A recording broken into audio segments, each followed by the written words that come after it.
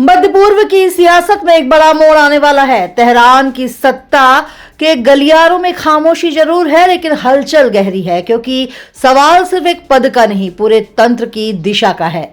दुनिया की नजरें टिकी है उस कुर्सी पर जिसे दशकों से संभाल रहे हैं अली खामनेई। और अब चर्चा है उनके बाद कौन। ईरान में सर्वोच्च नेता केवल राजनीतिक प्रमुख नहीं होता, बल्कि सेना, न्यायपालिका और विदेश नीति पर अंतिम अधिकार रखता है। यही कारण है कि उत्तराधिकार प्रक्रिया देश और दुनिया दोनों के लिए बेहद अहम बन चुकी है। इस चयन की जिम्मेदारी होगी असेंबली ऑफ एक्सपर्ट्स पर, 88 इस्लामी विद्वानों की वो परिषद जो तय करती है अगला सुप्रीम लीडर कौन होगा। संभावित नामों की सूची लंबी है, लेकिन चर्चा कुछ चेहरों पर केंद्रित है, जैसे मुस्तफा खामनेई, मौजूदा नेता के पुत्र जिनका प्रभाव सत्ता के भीतर मजबूत माना जाता है। अली रेजा आरिफी, धार्मिक संस्थानों में गहरी पकड़ रखने वाले वरिष्ठ धर्मगुरु।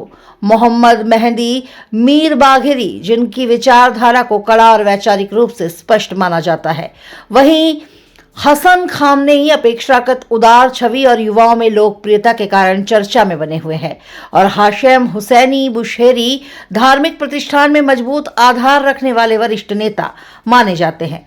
अब यह फैसला केवल एक चेहरे का चयन नहीं है, यह तय करेगा कि ईरान की विदेश नीति कितनी आक्रामक या संतुलित होगी।